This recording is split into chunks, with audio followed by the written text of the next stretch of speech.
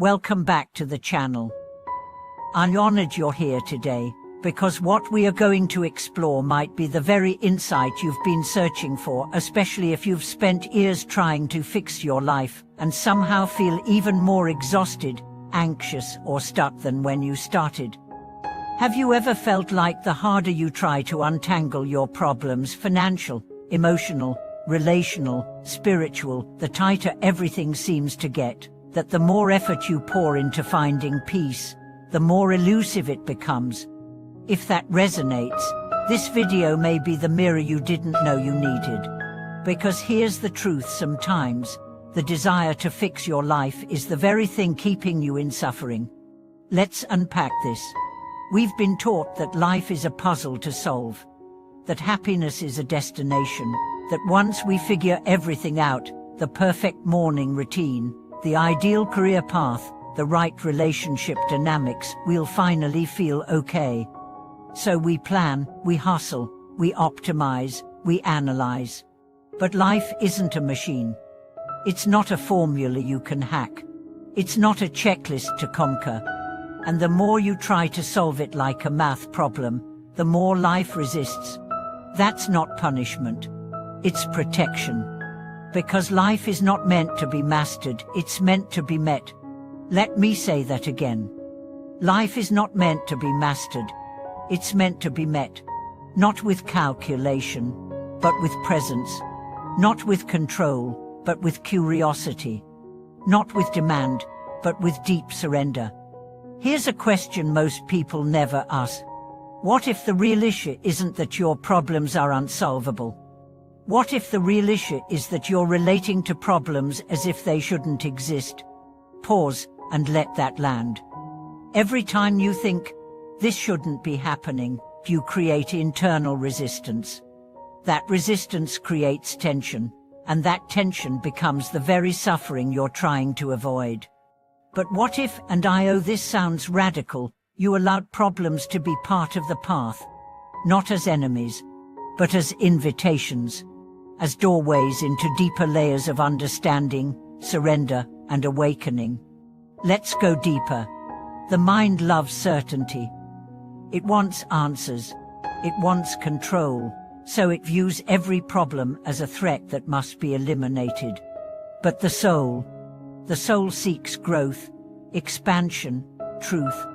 And sometimes truth doesn't come in a straight line. Sometimes it comes in heartbreak, in chaos, in confusion, in collapse.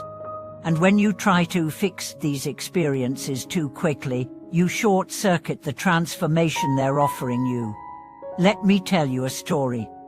There was a woman named Clara who had been meditating, journaling, going to therapy, doing all the right things, but her anxiety kept returning. Every time she felt it rise, she'd try a new method, another breathwork session, another mantra. But nothing lasted. One day, exhausted, she sat on her floor and cried, "What more do you want from me?" And something shifted. For the first time, she didn't try to do anything about the anxiety. She just sat with it. She listened. And the anxiety spoke, "Stop trying to fix me. Just let me be here. Just witness me." That moment was a spiritual initiation, because the problem didn't vanish, but her war with it ended. And in that space, healing began. Here's the secret most personal development coaches won't tell you. Not everything in your life needs to be healed. Some things just need to be held. Held with compassion, held with patience, held with the maturity to say, "I don't need to understand this fully, to respect it as part of my path." This is the essence of spiritual surrender.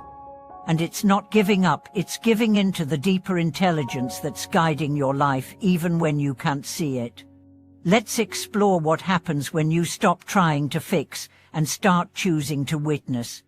You start noticing the stories your mind creates without needing to believe them.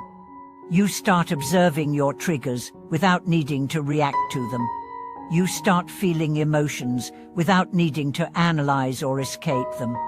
You realize that what you used to call problems were actually portals. Portals into self-compassion, into humility, into divine timing, into a relationship with life that is based not on control, but on reverence. Let me share another story, this time from my own life. There was a period when everything seemed to fall apart.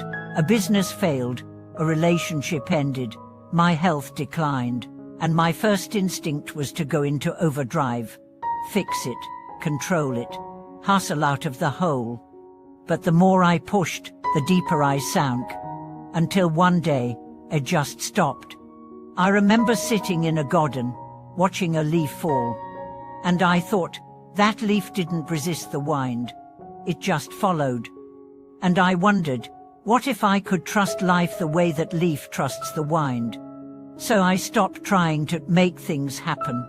I let myself rest, cry, sleep, walk, write, breathe. And slowly, without effort, without strategy, clarity returned. Not because I solved anything, but because I stopped interrupting what life was trying to teach me. And the most beautiful part, when you stop trying to solve your life, life starts solving you. The right people appear. The next steps unfold. The weight lifts, because you're finally aligned with truth, not fighting it. So how do you begin this shift? How do you move from fixing to witnessing? Start by asking, what am I resisting right now? What am I trying to force? Where in my life am I treating uncertainty as a threat instead of a teacher? Then breathe. Feel into your body. Let the emotion rise. And instead of running, say, I see you. You are safe here. I don't need to push you away. This is radical presence. And it's the birthplace of peace. Not the peace of having no problems, but the peace of no longer needing to be at war with them. Let's be clear. Life will still bring storms. But when you no longer believe that storms are problems, you stop trying to outrun the rain. And you start learning how to dance with it. This is how we move from anxiety to trust. From control to surrender. From resistance to freedom. Now I'd love to hear from you. Have you ever experienced a moment when trying to fix a problem only made it worse, and what happened when you finally let go? Or are you in a space right now where you're ready to stop pushing and start aligning? Share your truth in the comments. And if this video softened something in you, please like, subscribe, and share it. We all need reminders that we are not alone in our struggle or in our surrender. Thank you so much for watching this video. Until next time, let life be life, let pain be a teacher, and let stillness show you the way forward.